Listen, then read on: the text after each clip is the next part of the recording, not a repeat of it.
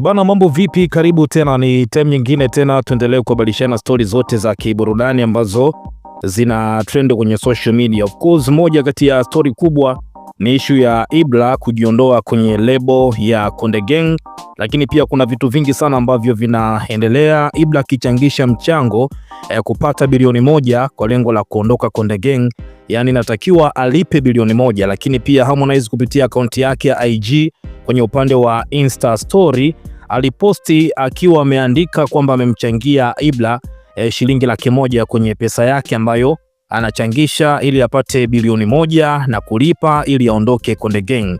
Sasa kuna jambo ambalo limeibuka baada ya Harmonize kupitia akaunti yake ya IG upande wa Insta story kuandika hapa kuhusu Ibra, lakini Ibra kamjibu hapa Harmonize, na kitu ambacho alikuwa amekiandika Harmonize kupitia IG story yake, aliandika hapa kwamba nimemchunguza sana mdogo wangu Chinga, nimegundua ana roho mbaya, kama sio ibilisi amempanda kichwani, maana hata siku aliyoposti na kusema na mdai bilioni 1 ni ile siku ya birthday ya mjukuu wangu Amara, yani mimi na kipenzi changu tuna trend. Kifupi, alisikia wivu guys, sijamuomba Chinga bilioni 1, ila mkataba aliyosaini na lebo unasema ikitokea watu wanataka kumnunua wenye malengo makubwa zaidi ya Konde Gang, pengine tunaweza tofautiana kipato, inatakiwa alipe lebo Konde Gang bilioni 1 ili wawasaidie vijana wengine, na nilimwambia nitabaki kuwa kaka yako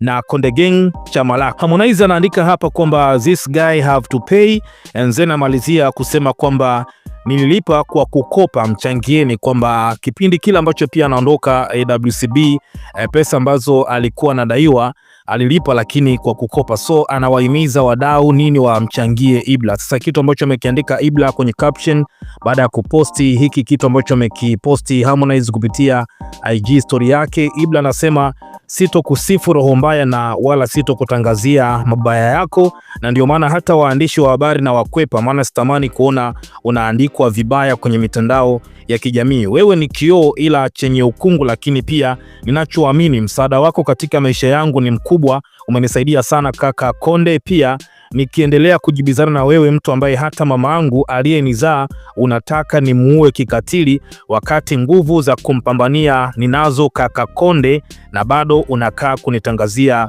ubaya. Sema nini kakaangu, sante sana. Hata nikiongea mimi maskini, kauli yangu haifanani na ya kwako tajiri, na najua lengo lako nikose kabisa msaada ili nije tena kukuomba pango uniite chumbani kwako kama ulivyo niita mara ya kwanza na jaribio lako likashindikana.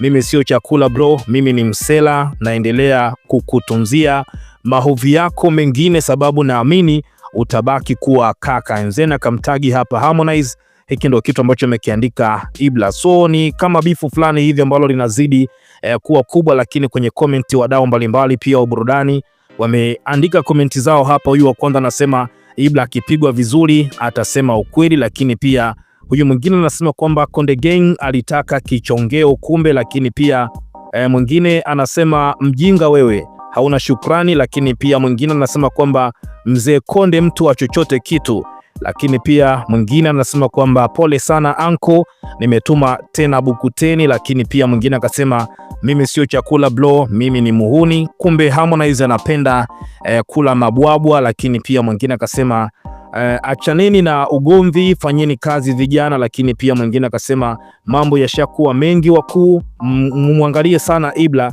ipo siku atazungumza ukweli mambo ya PDD. So kila mmoja hapa amedrop comment yake, lakini pia una nafasi nawe ya kudrop comment yako, and then endelea kutufuatilia zaidi kwa story nyingi za kiburudani.